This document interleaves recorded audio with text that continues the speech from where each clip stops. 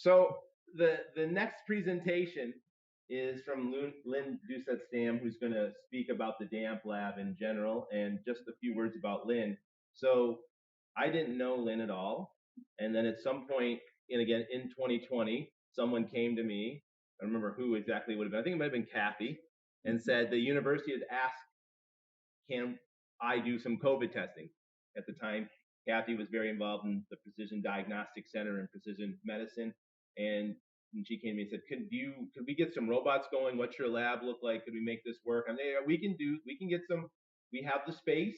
I have students who have the expertise in automating the robots, getting some of this going, working on the software. Kathy's like, great.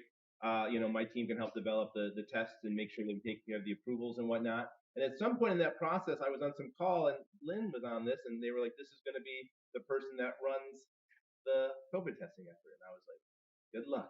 It's going to be a ton of work to do this. Can this person pull this off? Can this person manage 30 plus employees and kind of almost, I'm not even joking, kind of round the clock kind of testing for the entire university? And, I think lo and behold, the proof is in the result that LYNN was able to pull that off, which is really fantastic. And so COVID ended. And as we were thinking about, transitioning to DAMP lab, LYNN was going. I was like, well, I don't know if we need LYNN. And now today, I'm like, we need LYNN. We need someone that can be in to help manage the day-to-day operations of the lab, be a real expert in some of the biological experimental pieces that I'm not an expert in, help manage the staff, and really serve as a real kind of guiding, steady kind of presence. LYNN's pretty unflappable. And so we need someone who can stay calm under pressure and getting things booted up. So I'm really glad that LYNN is on board. So I've asked LYNN to, instead of myself, giving the remarks on the DAMP lab and give an overview, as she is the executive director of the DAMP lab. So please join me in welcoming LYNN. Thanks, Doug. Yeah. Thank you for the introduction. Believe me, when I joined, I was like, did not know what I was getting into. But from Kathy, and a good friend of mine who I worked with commercially called me one day, and it was always the joke, and he said, so would you ever consider taking a full-time job? Because at that point I was consulting. And I said, well, it would depend on what the job was. She goes, okay, I'll call you back. And a week later called and told me about the job. And I'm actually glad I did it. It's been an amazing journey. And I am glad that the 24-hour-a-day part is over, but it was worth it while we were doing it. So what I want to do today is tell you who and what is the DAMP lab.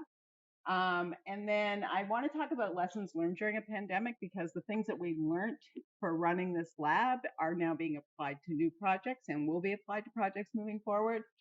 Talk about what the DAMP lab offerings actually are and how you can partner with the DAMP lab. So who and what is the DAMP lab? So despite this building that you had to come up 9 floors to, later today, we will be going over to the Rajan Kilashon Center for Life Sciences. You'll be happy to know on the right here is the lobby where we will be having the actual cocktail hour. You do not have to take any elevators or stairs. However, you will have to, for a tour, get to the 4th floor, but at least if the elevators break, it's only the 4th floor, not the 9th. So the DAMP lab sits within BU in the Kilashon Center, and we are part of the Biological Design Center there. So who is the DAMP lab team? You're going to see many of these people around today. On the left hand, my right-hand side are the technologists. What has been nice is we've been able to transition many of these technologists that were hired in 2020 into the DAMP lab. So they have a lot of experience with all the automation and the equipment that we have. You can see down at the bottom, is there a pointer on here? Yes, I can only point to one screen though.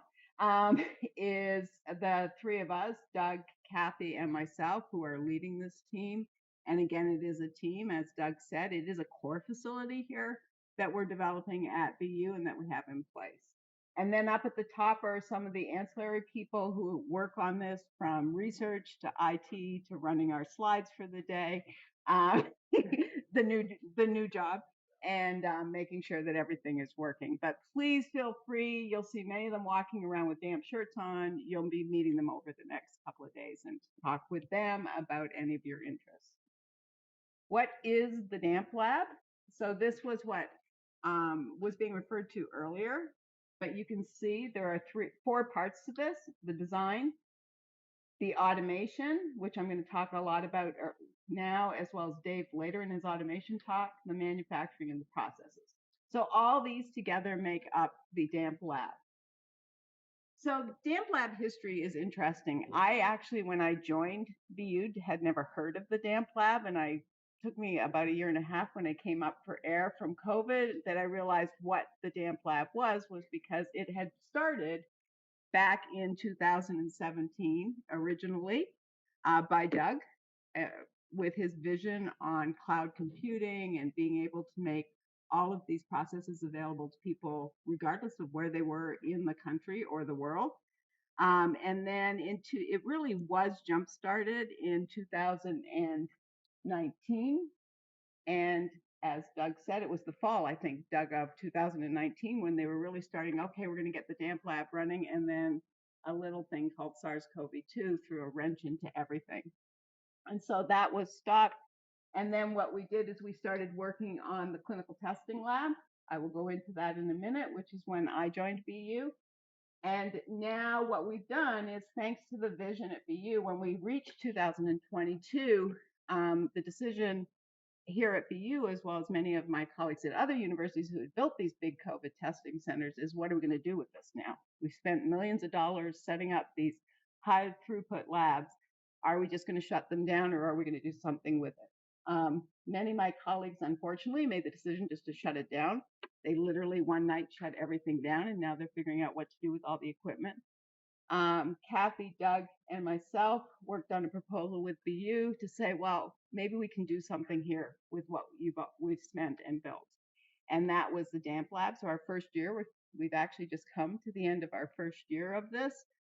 What can we do to transition things over? However, during this year, we were still running COVID testing, very small numbers, because we were only doing, at that point, symptomatic testing.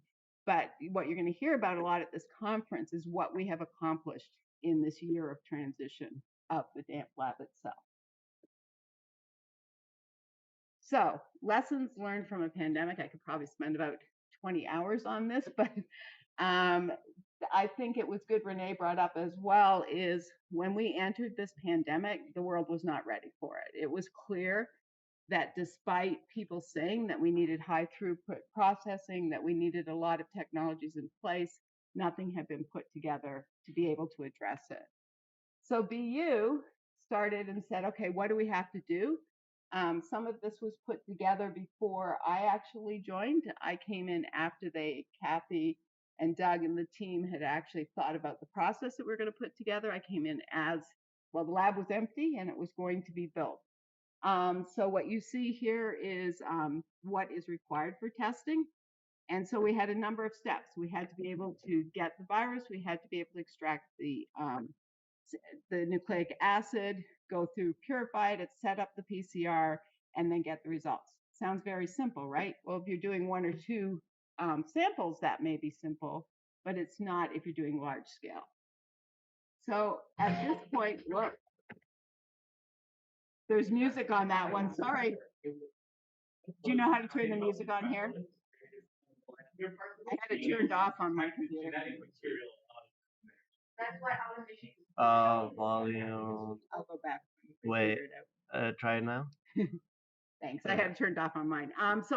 This is a very interesting slide. It's a time lapse, and I love to have it play because what it's showing is how was the lab set up. So what you have to think about is in July 4th of 2020, there was an empty lab. The equipment had arrived, it was boxed, it was there, and then a team went to work because what we had to do was set up the COVID lab itself. And so what we needed to do was have cold storage, and then we had to go through to the sample actually accessioning and being able to work with all of that, through to RNA extraction, to PCR, and to qPCR. These boxes sound very simple, but it was a team coming together at BU to be able to run all of this. And so what you see here was, and you'll see some of the people in this room who were there. Forget James, he's laughing because he's in a lot of this. is came together and took an empty lab, got all of this equipment up and running, got the assays actually working, and by July 27th, this lab was functioning. I have set up a lot of clinical labs through the years, and if anyone had told me we could have a lab running clinical tests within 3 weeks, I would have told them there is no way. But the reason is it was many people coming together. Um, was everything perfect on day one? No. We were evolving as we went along, but we were able to get up and running. And because the goal was we had to be ready for BU to come back in the fall because they were going to go to a combined remote and on site, and we had to be able to offer that to people. So this is the steps that we went through, and this will be also when we talk to you about projects that you have. Not everything should be automated. Automation has its roles, and we have to look at which steps of the processes need to be automated and which steps don't need to be automated. So what you're seeing here are the processes. So we had within the lab, and when you get a tour later, you'll be able to see how the lab was set up. But we had manual processes at the front end, which is for sample collection, sample process, accessioning, and inactivating the samples themselves. And then everything went into our automated pipeline. I should say our automated pipeline were these Hamilton robots that you've heard about leading to the thermo qPCR at the end. And all of this was also a combination of not only BU, but with our vendors working because they were learning along with us and dealing with us calling when we needed things by within a few hours. And Dave's laughing. He had many calls from me on that one. So this was what happened. But then the question is, so you have all this automation, right? How are you going to track all this data? I had been in labs where you had paper, and we were not going to track this with paper. There was no way for the number of samples we were going to do. So we actually, this is when we worked with another one of our vendors, who is eLab. And what this was, we wanted to be from sample in to sample out to be able to say, where is the sample and how's it being processed? What you see here at the top, these are showing when the virus arrives. One of the things we wanted to do too in the lab is we wanted to make it so that it was safe for everyone to work. So the first thing we did is when samples came in, we inactivated them so that they could no longer infect anyone or anything in the lab. And that was the manual process here. And then they moved through from the different steps here. Sorry, it's hard to see it from here. So the sample, this is the first robot they'd go on to when we'd actually sample aliquots. So what we were trying to do is remove things from being manual. Remember, I'm sure all of you have had many COVID tests. They're always in a little tube unless you're doing an antigen test. Those tubes would arrive in the lab. We had to get the sample out of the tube. So the first step that we took was to automate taking it out of the tube and putting it into a 96 well deep well plate, because then we could handle everything on the machines. At that point, we could then move over to our extraction robots, which we had 3 of, because that was a very labor intensive step that we were able to automate early on for beef technology to purify the nucleic acids. It then went over to the qPCR, another 3 robots, and then onto the PCR machines themselves. And all of this, what you see at the bottom is over here is when we were actually collecting the samples. Of course, we have to know which sample goes with which person so we can return results. And at the end, the results have to be sent to the EMR. And this box here sounds very easy, but it was processing a lot of data, and it was tracking all of this data digitally, which was important as well, because I could get a call about a specific sample. And from my office, I could go in to the database and tell somebody, oh, your result's going to be out in 3 hours, or it hasn't gone on the machine. I knew exactly where everything's at, which was very important. So what did we do? So you have to realize that when we were setting this up, it was being set up to be able to handle 45,000 individuals. So that's a combination of faculty, staff, and students who work at BEU. When we were doing individual sample testing, we were doing 6,000 samples per day. The next step is important because we had built a robust system and we looked at things. We were coming into the fall of 2021. I have to think about years. And what was happening at that point, the entire university was coming back. And it was like, how are we going to be able to handle testing people either 2 to 3 times a week at that point? So within a month, We actually implemented pooling in the lab so that we could pool samples and process them. And then we were processing 9,000 samples per day. So turnaround time. Many of you will know who tried to get a COVID test done at CVS or somewhere else was turnaround time was very important. You were hearing 72 to 96 hours. Our average turnaround time was 15 hours, but we were often getting people results back within 5 to 6 hours. So that was also an important part of this automation. And Doug already referred to, sometimes these numbers don't seem real to me because we were just doing them, but we did process almost 2.4 million results over a 3-year period. So why am I talking about the pandemic? This sounds now very easy. Oh, you just did all this. All along the way, we were improving the system. We were making things more robust, working with our partners on how could we improve faster, cheaper, more reliable results. Because remember, all of this was done within a CLIA lab. So everything was managed by SOP, had to meet very high quality results. We have an EUA from the FDA for it. So we learned a lot.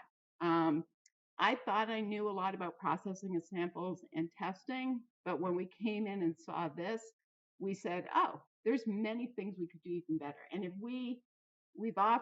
I've often been asked, what would you do differently? There are some things we do differently. What did we learn?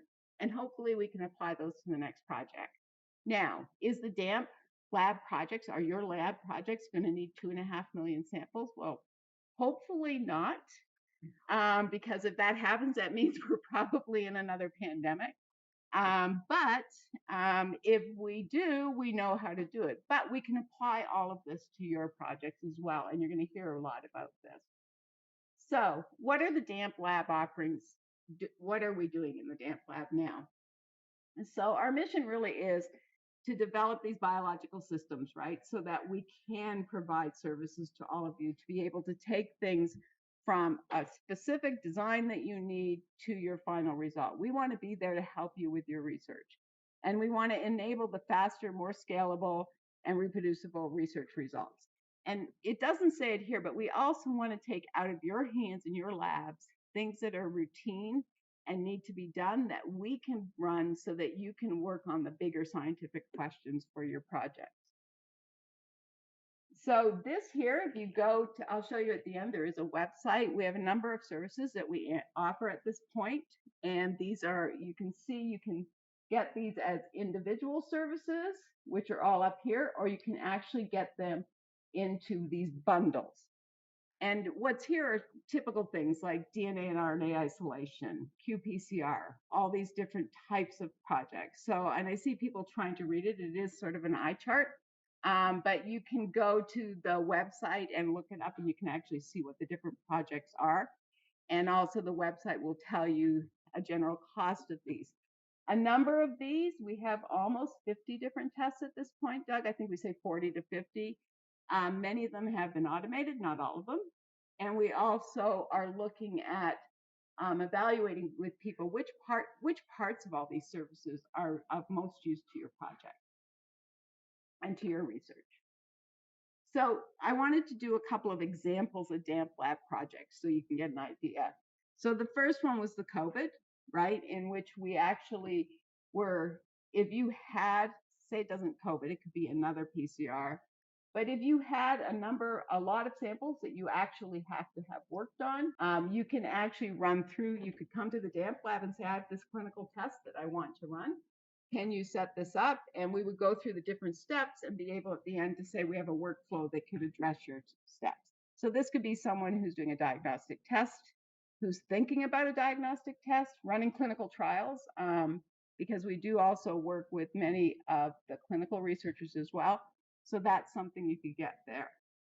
The second is here you have another researcher who says they're investigating the development of a hereditary disease. They want to be able to go through and look at the different types of things going on. They need big data to find patterns. And this gets to some of the analysis type work. So they want to be able to skip the tedious step of, for example, what you see here is picking colonies. You will see later today, either today or tomorrow, in one of our pilot projects. This is something that is a pain point for labs right now. And so we can work on that so we can fast track to the point we can deliver their results so they can actually do the analysis and not worry about that. The other projects are here. I'm trying to keep us on time. I know we're running a little behind. We're trying here, you can look at various interactions of samples, and you can also tackle a global sustainability challenges. So what I'm trying to show is there's a broad range of research, and what we'd like you to do is come talk with us, either by submitting directly through the system, or come and say, I have a project, can you help with it? And we would be willing to work on that with you. So how do you partner with us? There's a number of ways. We have academic and commercial opportunities. So yes, this is within BU, and we are offering it to our BU researchers, but we also, as you saw earlier from Doug's slide, we have some external partners as well now that we're starting to work on projects together with. We look for sponsorships for strategic relationships. We can do service contracts, a simple service contract for an established service. So if you look up there and say, oh, wait, they do cloning, I could go to them for cloning. We're your partner for that. We can work on that. Grant support is an interesting one. And Kathy's smiling because we're always writing grants, but that's one of the things too, is I know that often grants will look very favorably upon if you're putting in a grant proposal where you're going to work with the core and let the core handle some of the more day-to-day work so that you can work on the bigger projects, and having that automation so you don't have to go build an automation system to do it. We can actually help you with that. Research development projects. And then this one here is interesting, training and educational opportunities. We are part of a university and we do want to train people. So there is opportunity here to say, oh, I want to come to the DAMP lab and learn about automation, learn how to use these systems. And so, and we'd love to educate people on that. I think the team would say they've learned a lot. Almost everyone who was on the team and joined the COVID lab had never worked with a piece of automated equipment in the past and learned a lot about what it could do. And I think it's important because it can also educate you on what the capabilities are. You may not know what is available that we could actually work on. And then finally, this lab continues to be a CLIA certified lab. We are maintaining that so that if somebody has laboratory developed tests in development that they want run in a CLIA certified lab, that's something that we can offer as well. And I know from running clinical labs for years, that is often something that many researchers are looking for, because you can't just go apply for a CLIA license, and having a partner who can provide that for you is something that's very useful. So I'm not going to steal all of Dave's thunder because he is going to talk about this later, but I wanted to give you an idea. So part of DAMP is automation. It's not the only thing, but it is automation. And so what you see here are different ways that you can utilize the DAMP lab for automation. It can be for specific projects. We can look at different things. If you look down here, we have different services that we can provide for you. And this microservices is a new idea, but also if you think about it, is if you have a large scale project that you keep pipetting the same thing into 96 well plates or 384 well plates or even more dense plates, you do not want to be doing that by hand. You can do it, but you're going to burn a grad student, a tech, or a postdoc out very quickly. That's something you can partner with us. That's easy to run on our systems. Here is, so this is very important. So within the grand scheme of this is, we want to make it easy for you to submit your projects, right? So we don't want you to email and say, oh, here's the list of everything we need for a project, or even call up and discuss, not that we don't want to talk to people. But this is a system that's being put in place, and Assad is here and he'd be happy to talk to you about it more. So he's developing a system so that we have an interface so that you can submit your projects. And what's nice is over on the far here, sorry about the people on the other screen, on my far right is the way you can come in. So you could say, I have a specific project I want to do. So you can come into the interface, say, this is what I want to do, and you can drag that over into the canvas. And that will start to build the workflow of what the project is for the lab. And then on my left-hand side, you can actually go in and uniquely set your parameters, what are specific things you want. So that's in development, and you'll see some of where we are at, what do you call it, phase one? Or yes, yeah, phase one.